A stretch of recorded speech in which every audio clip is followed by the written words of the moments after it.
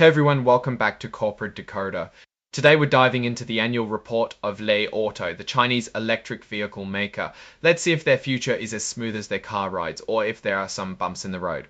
This report gives us a look at Li Auto's performance for 2024. We will decode the key numbers, the risks they see, and what all of it means for the company and its investors. First off, good news. Li Auto is on top of their filings with the SEC. This means they're keeping up with regulations, which is always a good sign. Now let's get into some important topics. Li Auto has a somewhat complex setup. It's a Cayman Islands holding company. This means the company itself is registered in the Cayman Islands, but it operates mostly in China through other companies. These Chinese companies are called VIEs, or variable interest entities. Because of Chinese laws restricting foreign investment in certain sectors, Li Auto uses these VIEs to operate in those areas. It's like having a local partner but controlling them through contracts instead of owning them directly. It's important to remember that if you buy Li Auto stock, you aren't buying stock in these Chinese VIEs. You're buying stock in the Cayman Islands holding company. This structure comes with risks. The Chinese government could decide these contracts aren't legal and Li Auto could lose control of those VIEs. This would be a major problem for the company. There's also the Holding Foreign Companies Accountable Act, HFCAA. This US law says that if US regulators can't inspect a company's accounting firm for a few years in a row, that company's stock could be banned from trading in the US. For now, this isn't a problem for Li Auto because inspections are happening, but it's something to watch. EDO needs various permissions from the Chinese government to operate. They've got some key ones like licenses for internet services, but things are always changing and they might need even more licenses in the future. As of the end of 2024, Li Auto had a lot of shares out there. Over 1.7 billion Class A shares and about 355 million Class B shares. Remember, those Class B shares have super voting power for its founder. Now let's talk numbers. For the year 2024, third-party revenues were over 144 billion RMB. But it's not all sunshine and rainbows. A huge chunk of that revenue went to third-party cost at 114 billion RMB. Ultimately, the net income attributable to shareholders was 8 billion RMB.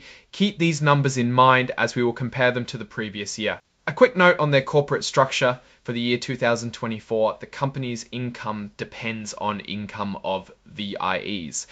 This is income that gets passed up through the company structure. To Li Auto, a few scrolls back, you will remember VIEs are at the center of the Chinese government uncertainty for Li Auto. On the balance sheet, cash and cash equivalents are at about 65 billion RMB. That's a lot of cash, sounds healthy. It's worth pointing out here that intercompany revenues are being eliminated, which means that the true top line, in this case the third-party revenues, is accurate without distortions. Let's compare some of these results to the previous years. For comparison's sake, in 2023, third-party revenues were 123 billion RMB. That jumped to 144 billion RMB in 2024. One more key number is cash flow. Net cash from operating activities is a big deal. It shows how well the company generates cash doing what it actually does. It went from 50 billion RMB of cash provided by operating activities in 2023 to 15 billion RMB in 2024. This is a big decrease. Financing activities also have an interesting change. In 2023, they brought in some cash past up 1895 million RMB, but in 2024 they used cash 415 million RMB. This means the company's expenses were more than revenue in the first year and less than the second. This can paint a great story of a changing business, so let's put it in context. Of course, it is important to note that Li Auto lists a lot of standard risks for car manufacturers such as product defects, brand and material shortages which they have no control of. One of the biggest risks for Li Auto is their corporate structure in China. The Chinese government could change the rules and make it difficult or even impossible for Li Auto to operate.